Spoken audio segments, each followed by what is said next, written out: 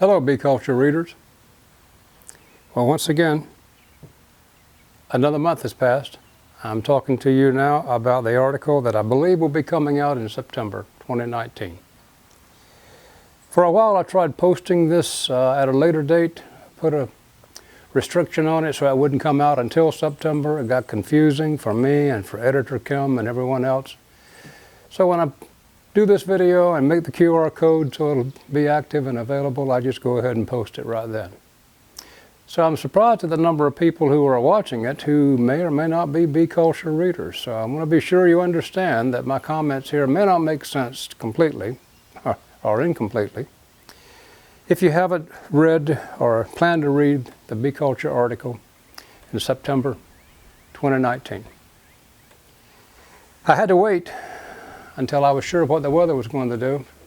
It rained 2.5 inches since the last time I did any video in the bee yard. You know, those beautiful days and all my reflections and comments and wonderments about bees, that was a window. And it's a pleasant memory that I will hold for a long time because it worked. And those were really nice days. There was no stinging, no smoking, nothing going on to upset me or the bees. But I will tell you a couple of things that's not in the article. Everything went smoothly. I sat there for probably 4 hours. It takes me about 2.5, 3 days to do these articles and these companion videos. And as I was sitting there talking to you back in the bee yard here behind the barn, out of the blue, wham, a bee hit me right on my right glasses lens. I had on sunglasses. I'd done nothing. Everything was quiet. The hive was not disturbed, so I went into shutdown mode, took off my glasses, covered my eyes, and I dispersed my CO2, and I thought, well, just get it over with. Sting me. Let's get on with this thing. And in just a few seconds, she went away. So I thought, well, that was weird. But I went back to writing, thinking, pontificating, and about 4 or 5 minutes later, wham, there she was again. So I had a wonderment. Is that bee on the prowl? Is she in a guard frame of mind and she's seeing my 2 big sunglassed eye spots? So I took off my glasses and I just put on my regular glasses, something I said I wasn't going to do for those who read other articles about bees getting behind my glasses lens. And then nothing ever happened again. So, I don't know. Maybe the big eye spots. Bees are attracted to eye spots. And maybe me cutting down the size and the obviousness of those spots calmed her down. I don't know. The second thing was, it was hectic. I planned to Wi-Fi my yard back here so we can do more video, more live streaming video for you and be actually in the yard and maybe improve some micro photography. I'm doing that more for me than I am for you. You get to my age, I'm not old, I'm not young, still mostly function, but I just don't have to tear into hives. I don't want 300 colonies, but I'm still devoted to bees, so I do these kinds of things. So that keeps me entertained. So these videos and the writing the articles and working with photography and going to bee meetings and looking at new equipment, that's the stage of life that I'm in right now.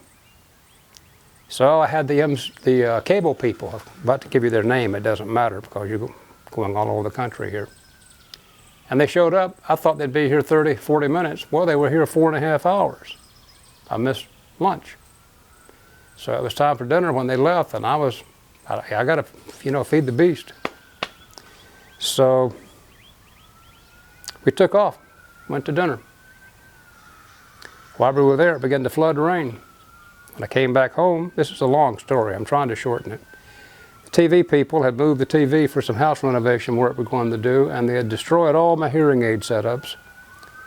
So I had to work on that to get that set up. You know, life's funny, isn't it? If it's not a lawnmower or an airplane, it's emergency vehicle sirens. So maybe you hear that, maybe you don't. So right now I'm distracted because of 2 or 3 emergency vehicles passing down the road. So when I got back from eating, I got on the floor, crawled up under the TV, and a horrible wiring harness and figured out what was wrong with that. And while I was doing it, my daughter called and said she had a tree in her yard that went down, blocked the driveway. She and her husband, her family, couldn't get out. They were trapped in their own house. So I made arrangements there for the next morning to be there literally at dawn with chainsaw in hand, got that all opened up, scurried back to a 10:30 meeting that I had, went to a lunch with friends, came back home and kind of settled down for a bit, and I thought, I think I'll just finish this article in the shop, because I had all the words I needed anyway. I need about 2,000 words, and I generally need about 2 or 3 pictures to make up these articles in the month. So where is my iPad? You know, you have a chilling moment as you go through. Not in the shop, not in the house. Well, where did I put the iPad in? Oh my stars. My iPad, my binoculars, my everything that I had back there, the table, was set up for me to come back to it. My iPad sat there as open as it could be. It's ready to use. It was still batteried on. And it went through a heavy, blowing 3/4 inch rain. It 98% works. Keyboard didn't work for a while. Next day it did. Got some splotches on the screen that doesn't show up unless you know where to look. I will never forget this article, because this is a new iPad. It's new to me. It's 3 months old. First article I'd written for Bee Culture, only on an iPad. I will not forget it for all kinds of reasons. I didn't see any reason to go into that. I wouldn't recommend it. But my iPad opened up, ready to go, ready to type, ready to write for you. Came back from a full-blown 3/4 inch rain.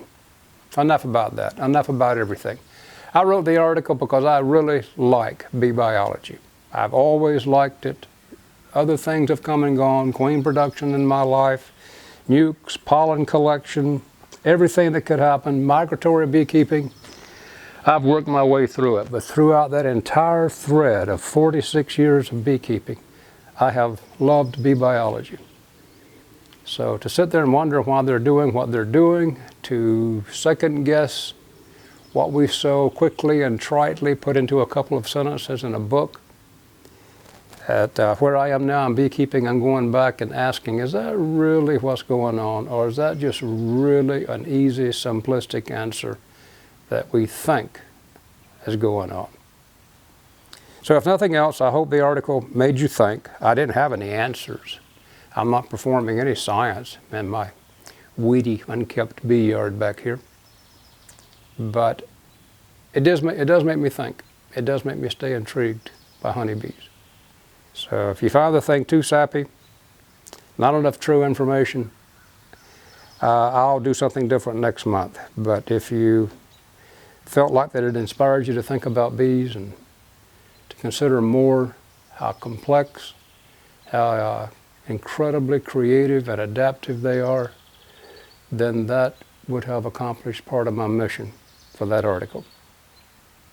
I always appreciate you reading anything and commenting.